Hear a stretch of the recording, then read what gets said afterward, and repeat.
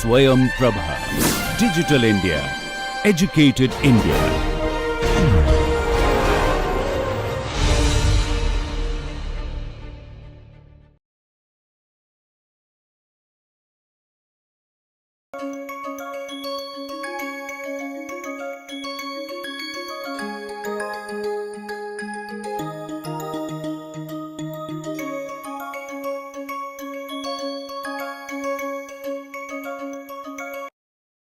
So, here's the example. I want you to read it and start modeling in a fresh, neat page. So, just go over it and try to come up with a causal loop diagram for this one. Make it a neat page so that I can, if it works, I can show it in this. Go ahead. As employment opportunities increase in a city, people are attracted into the urban area. However, in-migration do not immediately react to opportunities.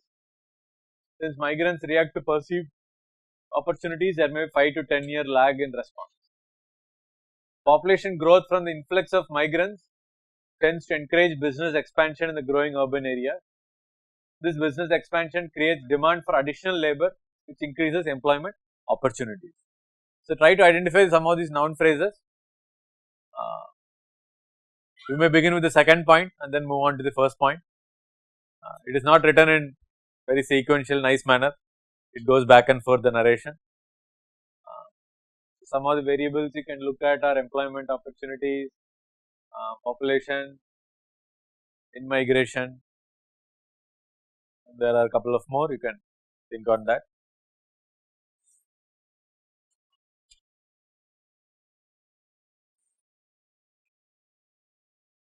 What are the names of the variables? Employment opportunities one, what else? Anyone else? In-migration, yes, population, no growth, only population, yeah. Growth is an action, yeah. Business expansion, right, anything else? Demand for labor. So, we have employment opportunities, business expansion, in-migration, population, overall population. We can have a perceived condition also, we can have it, we do not change. So, what loop will it be? All links are, is there any negative links here? Anybody got negative link? In-migration to?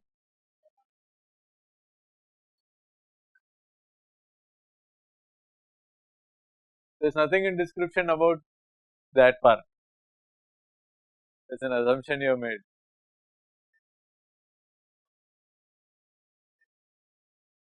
With a 5 to 10 year lag in response, there is not a negative thing, it reacts in the positive direction, the same direction, but there is a delay there, that is all, like a perception delay. It can, it is not captured here, but that will all be short term. So, we do not need that link, this description here, that is a previous example. Some of you got that? Okay. You can check your answers. What you have is a my positive feedback system. All variables are mutually enhancing. So, as employment opportunities increase, the in-migration also increases, but it happens after a lag. It is indicated by this delay. So, can be a, what can I say, a perception delay.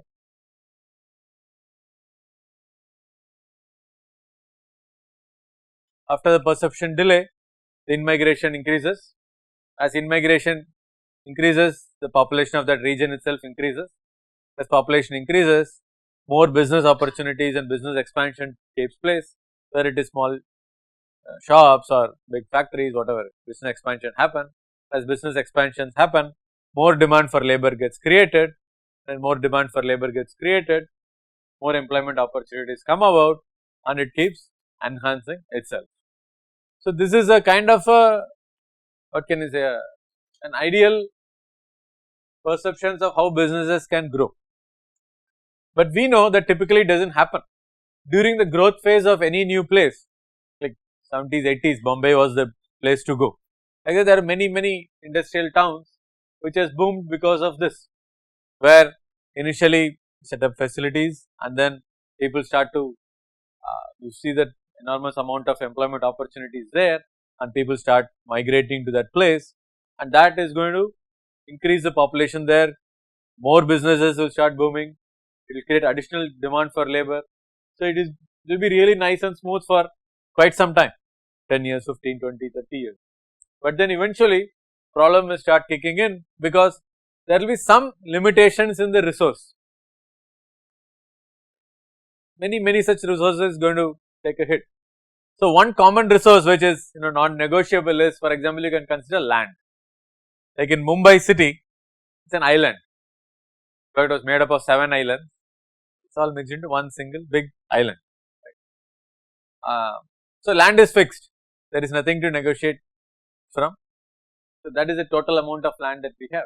So, you can keep expanding until you are going to hit that particular resource, which we can expect will start to influence this positive growth, will act as a limiting factor for that positive growth. So, let us consider one such scenario for land. So, let us say there is a couple of ways to write, or we can have employment opportunities, then have pursued employment opportunities, which then leads to in-migration, and the delay will be become employment opportunities and the pursued employment opportunities. Okay. Meaning, even if today the employment opportunity stops, people will still come to the city, because they have a perception that if I come there, I will get a job. Even if there is no opportunities, people still come. Only after a few years, the message goes that okay, it's very difficult to get jobs here.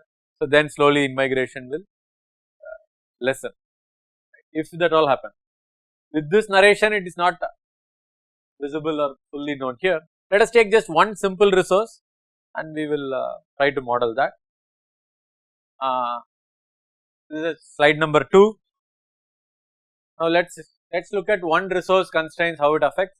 Population growth also tends to drive the housing construction, say at a greater pace to match the population. Assuming only a fixed land is available for business and housing, I can only use it for two, either I do houses or I do factories, say businesses.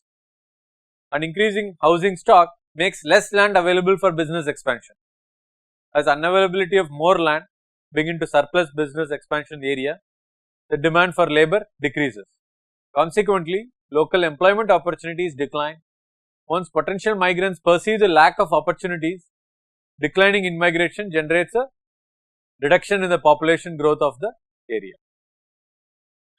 So, we can, for second part, we do not actually need to model the first one. For example, population growth tends to drive the housing construction. That means housing stock increases, or number of houses available increases, which reduces the land for business expansion, which again affects the business expansion. And let me just draw that and show both, try to read it once more. Population growth also tends to drive the housing construction at a greater pace. Fixed land is available for business housing, increasing housing stock, certainly as more housing construction happen, housing stock increases. As housing stock increases, less land is available for business, it is opposite direction. As less land is available for business, business expansion slows down, again same direction. So, we are going to put a positive sign for the last one. So, let me just attempt this. So, population, increase in population drives housing construction.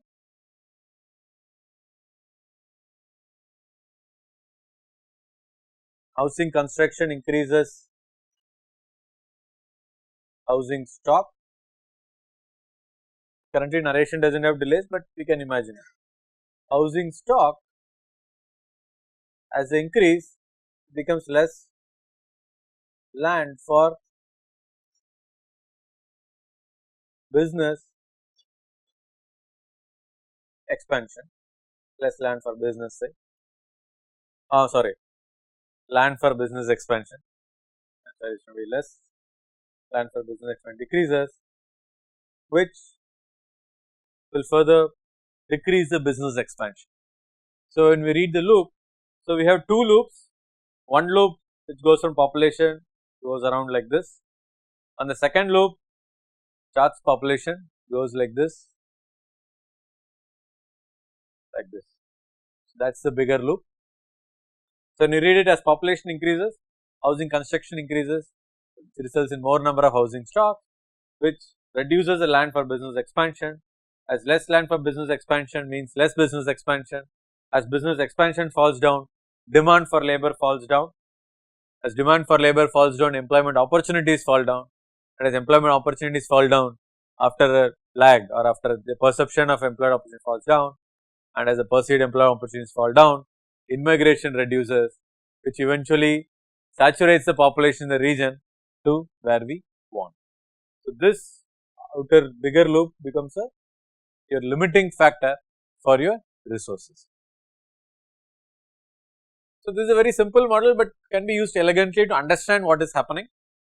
For example, as population, consider Mumbai, initially we had it expanded up to a point, and then as more population, more housing, there is less land for business, but we do not want this to slow down.